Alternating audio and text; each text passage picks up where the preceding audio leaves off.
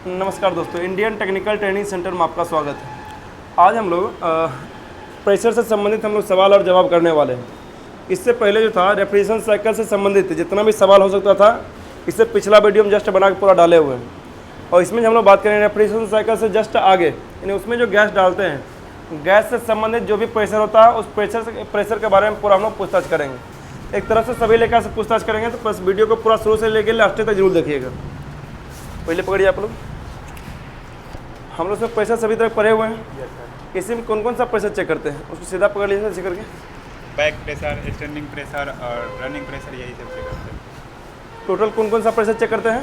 Back pressure, running pressure, discharge back pressure को ही running pressure बोलते हैं। Yes sir. एक हो गया रनिंग प्रेशर, दूसरा डिस्चार्ज प्रेशर और यस सर। और तीसरा स्टैंडिंग प्रेशर। Standing pressure. इन तीन टाइप का प्रेशर हो गया। Yes sir. तीनों प्रेशर क्यों चेक करते हैं सबको मालूम है ना? Yes sir. आगे बढ़ाइए, आप बतलाइए स्टैंडिंग प्रेशर क्यों चेक करते हैं? सर उससे पता चलता है कि हमारा कौन सा गैस और क्या चीज़ बोले?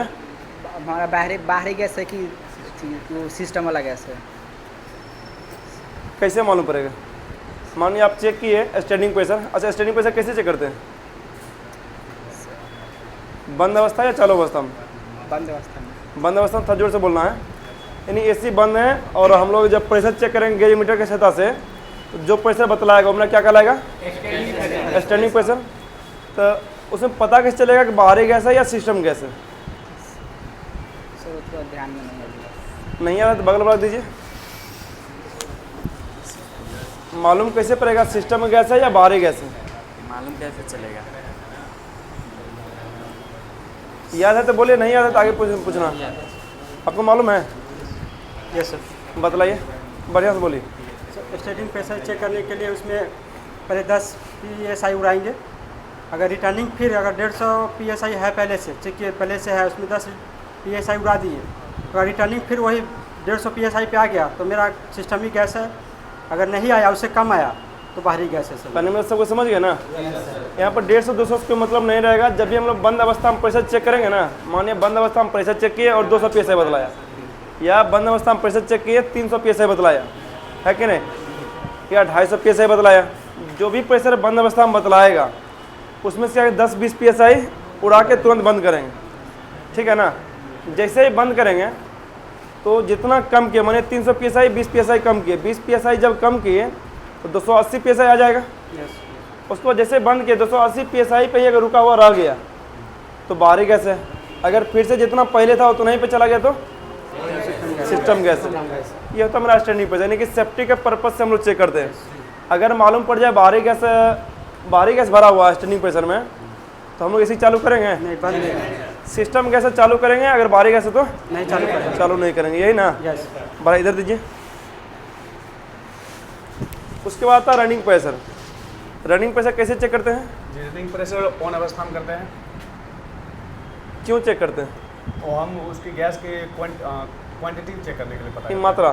मात्रा चेक और करते कैसे मालूम पड़ेगा? माने सिस्टम में 32 नंबर गैस डाला हुआ है, आपको कैसे मालूम पड़ेगा गैस फुल डाला हुआ है? हैं। उसका जो प्रेशर बताएगा हम उसे चेक कर लेंगे। माने प्रेशर उसमें 32 नंबर गैस भरा हुआ है, प्रेशर बता रहा है 70 PSI, तो गैस फुल है। गैस फुल है।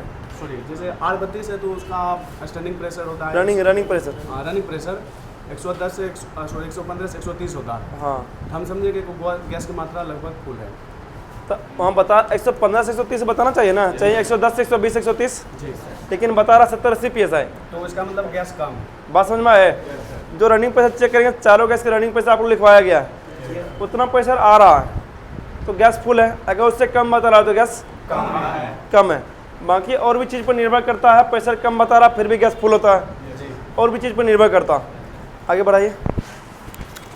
उसके बाद आता discharge pressure. Yes sir. R22 का डिस्चार्ज प्रेशर कितना होता है? 22 के 250 से 300।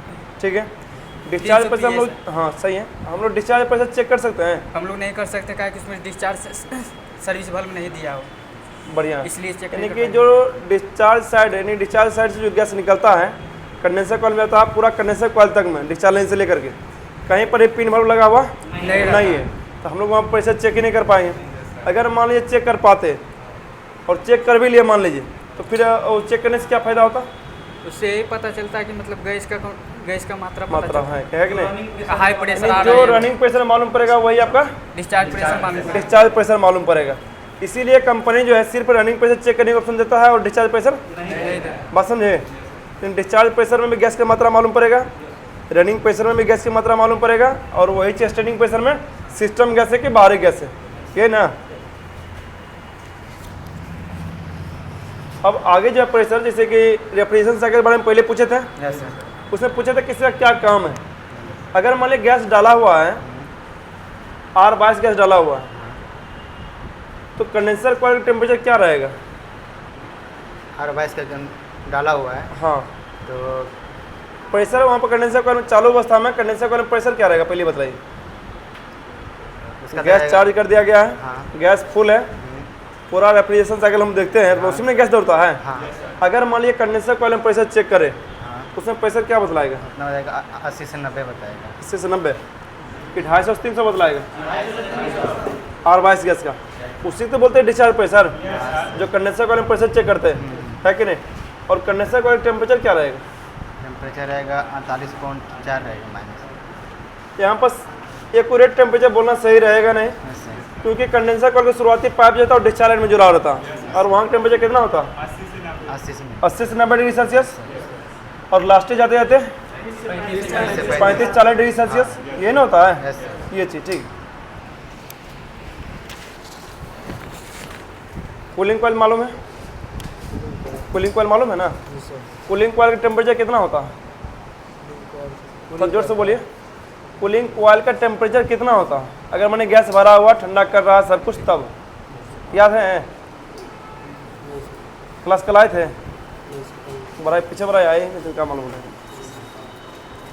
कूलिंग कॉइल का टेम्परेचर कितना रहेगा? कूलिंग कोयल का टेम्परेचर 3 से 5 डिग्री होता है। 3 से 5 डिग्री। Yes sir.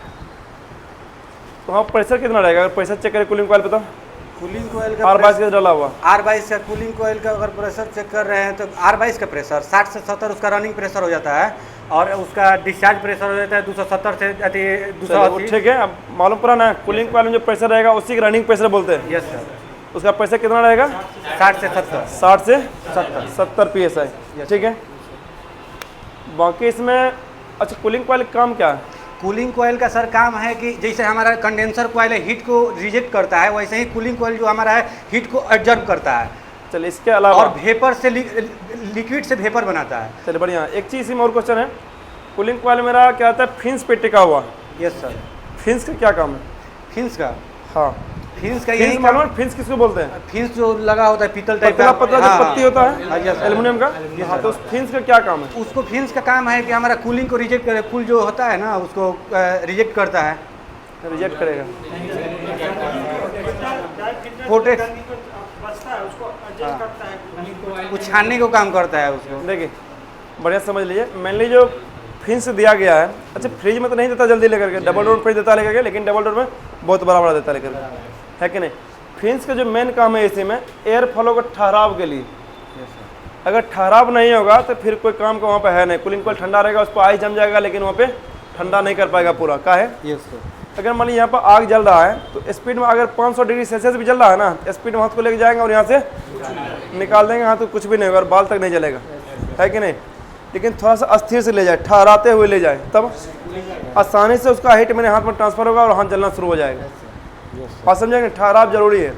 तो फिन्स का काम है मैंने एयर फ्लो ठहराव के लिए। ऐसा नहीं हवा आए और स्पीड में निकल ही जाए, कुछ ठहरते हुए तब जाकर निकले। अच्छा, रोकता है, टकराते हुए इधर से उधर टकराएगा, उधर से इधर टकराएगा, तो बीच में कुछ देर समय बिताएगा ना, यस सर। तब जाकर प्रॉपर हीट ट्रांसफर हो पाएगा। और उतना ही देर में क्या करता है, उस हवा में से गर्मी कूलिंग कॉइल ऑब्जर्व कर लेता है और जो ठंडा हवा है आराम से बाहर निकल जाता है कि नहीं। दूसरा काम करेगा कि जो रूम में डस्ट वगैरह है, फिल्टर से जब भी जो पास कर जाता है, उस फिन्स क्या करता है, उस डस्ट को अपना अंदर एडजस्ट कर लेता है, चिपका लेता है। बात समझ में आ गए? सेम रहेगा कंडेंसर कॉइल में जो फिन्स लगा उसका भी सेम काम रहेगा। यही चीज़ आगे बढ़ाइए। आउटडोर में फैन मोटर लगा हुआ, अगर फैन मोटर नहीं चले तब प्रेशर क्या होगा, बढ़ेगा या घटेगा? माने गैस चार्ज किया हुआ, एसी बढ़िया ठंडा कर रहा, कूलिंग कर रहा, किसी कारण से आउटडोर का फैन मोटर जो है, फैन ब्लेड वो चलना बंद हो जाए, तब उसका प्रेशर घटेगा या बढ़ेगा? प्रेशर उसका उतना ही रहेगा। उतना ही रहेगा। प्रेशर बढ़ेगा ना, क्यों प्रेशर बढ़ेगा मालूम है? दीजिए उनको, क्यों प्रेशर बढ़ेगा? प्रेशर इसलिए सर बढ़ेगा कि हमारा जो हीट जो होता है, हीटिंग होता है, उसको रिजेक्ट नहीं कर पाता है, बात समझे? इसलिए जब वहाँ पे फैन ब्लेड स्लो चलेगा या चलेगा ही नहीं तो वहाँ पे हीट रिजेक्ट करना बंद कर देगा। Yes sir. जब वहाँ पे हीट रिजेक्ट नहीं होगा तब क्या होगा? वहाँ पे कंप्रेसर को ट्रिप कराएगा, ओवरलोड के कारण। ओवरलोड लेना शुरू कर देगा, वहाँ पर हाई एम्पेयर लेगा, कंप्रेसर और कंडेंसर पर गर्मी जमा होना शुरू हो जाएगा। Yes sir. तो इस कारण से प्रेशर भी बढ़ेगा और कंप्रेसर पर लोड भी बढ़ेगा, ठीक है ना? Yes sir. पीछे बढ़ाइए। अब बताइए गैस पूरा चार्ज किया हुआ, 1 महीना पहले जस्ट ठंडा मतलब गैस चार्ज हुआ है और बहुत बड़ा ठंडा भी कर रहा, कोई दिक्कत नहीं था, लेकिन किसी कारण से ब्लोवर मोटर स्लो चल रहा, मान लिया बहुत ज़्यादा गंदा हो गया या उसका कैपेसिटर कमजोर हो गया, तो ब्लोवर मोटर गंदा होने की वजह से या स्लो चलने की वजह से लेस कूलिंग करेगा, लेकिन उसका बैक प्रेशर क्या बतलाएगा? रनिंग प्रेशर अगर हम चेक करें, कम बतलाएगा, ज़्यादा बतलाएगा या फिर जितना होना चाहिए उतना ही बतलाएगा? सर उसका बैक प्रेशर कितना का मतलब बैक प्रेशर कम चाहिए? मतलब थोड़ा जोर से बोलना है। कूलिंग कॉइल R22 गैस है, R22 कूलिंग कॉइल बहुत ज़्यादा गंदा हो गया या ब्लोवर स्लो चल रहा, तो बैक प्रेशर का कम बतलाएगा या जितना होना चाहिए उतना ही बतलाएगा या अधिक बतलाएगा? सर बैक प्रेशर उसका कम बतलाएगा। कम बताएगा, मालूम है ना? कम क्यों बताएगा? क्योंकि गैस उसका लीकेज किया है, क्योंकि वहाँ पर ठंडा अधिक हो जाएगा। पूरा रूम को ठंडा तो कम करेगा लेकिन वहाँ पे ठंडा अधिक हो जाएगा। एयर फ्लो जब कम लेगा तो हीट भी तो कम ऑब्जर्व करेगा, और जब हीट कम ऑब्जर्व करेगा तो वहाँ का टेम्परेचर काफ़ी ज़्यादा माइनस में जाना शुरू हो जाएगा। इसी कारण से कूलिंग कॉइल पर बहुत बार आइस जमना शुरू हो जाता है। जब आइस जमना शुरू हो जाएगा तो वहाँ प्रेशर क्या होगा? कम होने लगता है। या बहुत ज़्यादा कूलिंग कॉइल बहुत ज़्यादा ठंडा हो गया, लगता है कि इसमें थोड़ा सा और ठंडा होगा तो आइस जम जाएगा, समझिए कि वहाँ पे जब प्रेशर चेक करें तो कम बतलाएगा, मैंने 60-70 होना चाहिए, बतलाएगा 50-55 या 60 बता रहा। गर्मी के मौसम में बताना चाहिए 70, लेकिन जैसे सर्विस कर देते हैं ना उसके बाद बैक प्रेशर एकदम 60 के बजाय 70 आना शुरू हो जाता है, कूलिंग भी बहुत बढ़िया करना शुरू कर देता है। बात समझिए कि नहीं? ये हो जाएगा प्रेशर से संबंधित। बगल में दीजिए। 410 का बैक प्रेशर कितना होगा? 410 का बैक प्रेशर, 410 का बैक प्रेशर 110 130। बढ़िया, सही है। 110 से 130। अगर मान लिया बता रहा है 150 तब तो 150 बता रहा है तो मैक्सिमम सही है, ज़्यादा बैक प्रेशर ज़्यादा है। जी। लेकिन बोल रहा कि भाई 1 साल पहले गैस चार्जिंग हुआ था, 2 साल पहले गैस चार्जिंग हुआ था, और अभी आप बता रहे हैं कि उसमें बैक प्रेशर अधिक बता रहा, तो फिर गैस ज़्यादा हो सकता है? हाँ 2 साल पहले गैस चार्जिंग हुआ, उसके बाद गैस चार्जिंग नहीं हुआ है। अगर गैस ज़्यादा होता तो पहले ही बंद हो जाता, ट्रिप करता, हाई एम्पेयर लेता, जो प्रॉब्लम अभी आ रहा है कि नहीं? लेकिन अभी बैक प्रेशर ज़्यादा बता रहा और कोई दिक्कत भी नहीं है। तब तो उसमें मालूम है किसी को? देखो वहाँ पर ये चीज़ होता है, खास करके इन्वर्टर इसी में। अगर कंप्रेसर थोड़ा स्लो चले, ज़्यादा आरपीएम नहीं पकड़े, आरपीएम नहीं पकड़ने का अलग अलग रीजन होगा, जो यूट्यूब पर अलग वीडियो बना डाले हुए हैं। सेंसर का भी हो सकता है, गैस कम होने की वजह से भी हो सकता है, temperature set temperature, room temperature, बाहरी टेम्परेचर के आधार पर भी हो सकता है, सेंसर कहाँ पर लगा उसके आधार पर भी हो सकता है कि नहीं? तो वहाँ पर अगर कंप्रेसर थोड़ा कम स्पीड में चलेगा तो हो सकता है कि उसका बैक प्रेशर थोड़ा अधिक बतलाए। इसका मतलब ये नहीं होगा वहाँ पर गैस अधिक है या गैस कम है, उससे मतलब वहाँ पे नहीं रहेगा। प्रॉपर जब वो अपना फुल आरपीएम पाएगा, सही एम्पेयर भी लेना शुरू कर देगा, है कि नहीं? पीछे में रहिए। नया है, बिल्कुल नया। R32 का रनिंग पैसे बतलाइए। R32 का नहीं है। R32 कितना होता? 110 से 115, 120, 130। कितना स्पीड में चलना, कितना एम्पियर पर निर्भर उस पर करेगा, है कि नहीं? उधर बढ़ाइए आगे। 290 गैस, 290 गैस का रनिंग प्रेशर कितना होता? 290 का, हाँ 290 का रनिंग प्रेशर। 290 का रनिंग प्रेशर होता है, ऊपर कर लीजिए, ऊपर कर लीजिए थोड़ा सा। 290 का रनिंग प्रेशर होता है 110 से 130, 65 से 290 का 65 से 70 हो जाएगा, 70 या 60 से 70 बोल सकते हैं, 60 से 70। यही ना? यस सर, सही है। Yes sir. उसका स्टैंडिंग प्रेशर उसका स्टैंडिंग प्रेशर होता है 110 से 130, 150 से 160 के आसपास होगा, ठीक है ना? 140, 150, 160 ये तो नहीं आएगा जब गर्मी का मौसम रहे तब। आगे बढ़ाइए। और 290 नंबर गैस आपको जल्दी सिस्टम मिलता है देखने को? नहीं सर, ज़्यादा कौन सा कंपनी 290 नंबर गैस यूज करता है ज़्यादातर?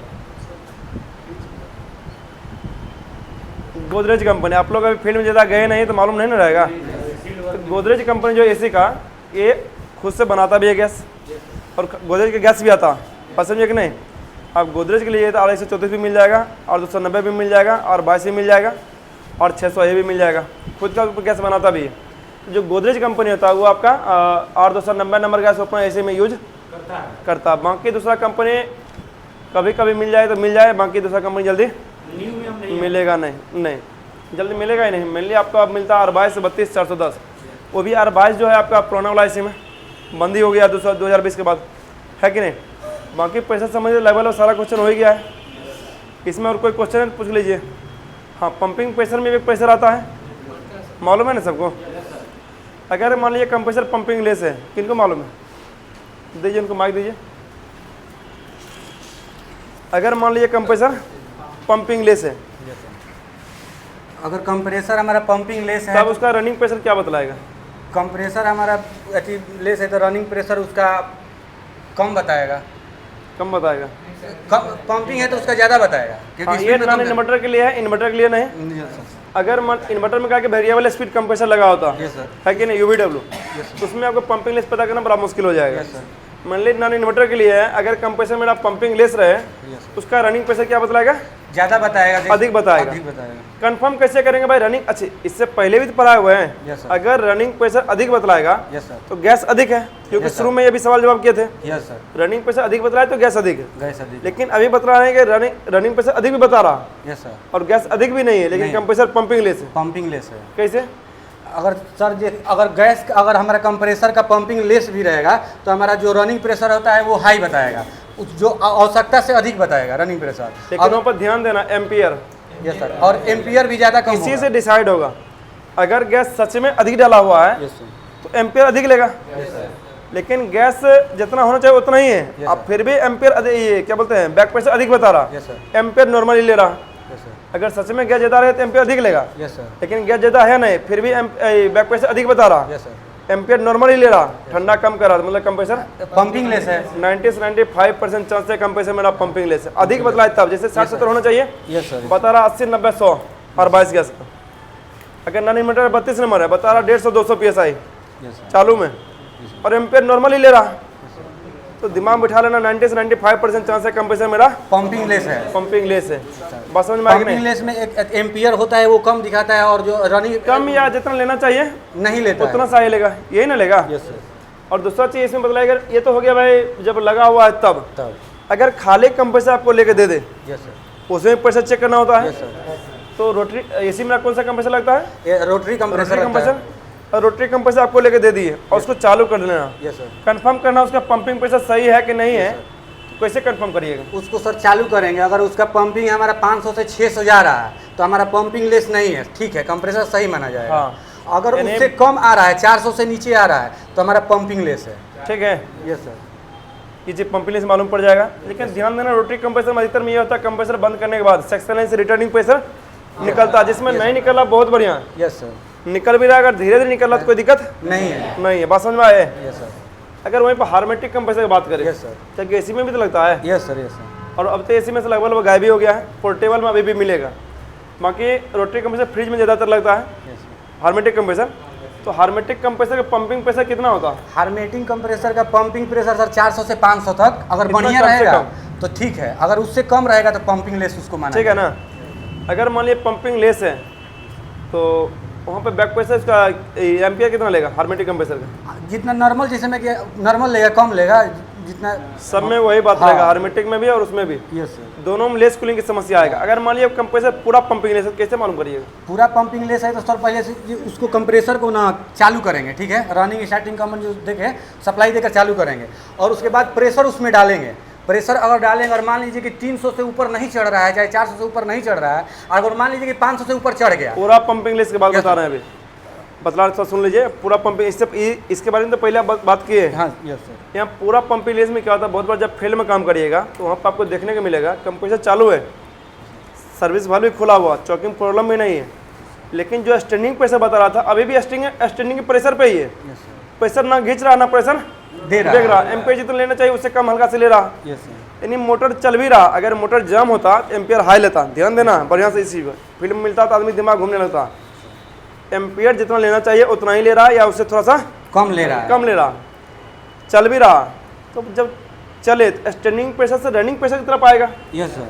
लेकिन यहाँ पर स्टैंडिंग चल भी रहा कम प्रेशर और प्रेशर जो है स्टैंडिंग प्रेशर ही बता रहा, यस कम प्रेशर चल भी रहा, लेकिन जैसे R22 गैस है तो उसका standing pressure 150 PSI, yes sir. 150 PSI बता भी रहा, Yes, sir. कम प्रेशर चल भी रहा और 5-7 एम्पियर भी ले रहा और चौकिंग प्रॉब्लम भी नहीं है, सर्विस वाल्व भी खुला हुआ। Yes sir. इसका मतलब कंप्रेसर पूरा पंपिंग लेस है। पंपिंग लेस है। बहुत बोलेगा भाई कंप्रेसर जाम हो सकता है, यस सर। अगर कंप्रेसर जाम होगा सीधा सी मतलब है कंप्रेसर हाई एम्पियर लेगा, बात समझे कि नहीं? इसका मतलब कंप्रेसर बिल्कुल अंदर फ्री घूम रहा है यस सर। तभी जाकर वहाँ पे एम्पियर नॉर्मल पर टिका हुआ है। Yes sir. बात समझे कि नहीं? ये भी एक तरीका पूरा पंपिंग लेस पता करने का। जब ऐसा पंपिंग मिल लेस जाए- रहेगा तो उसका जो आवश्यकता से अधिक उसका जो रनिंग प्रेशर है वो बताने लगेगा। हाँ हमेशा बतलाएगा, ठीक है ना? बाकी वीडियो आपको कैसा लगा कमेंट बॉक्स में जरूर बतलाइएगा। वीडियो अच्छा लगा तो लाइक और सब्सक्राइब जरूर करिएगा।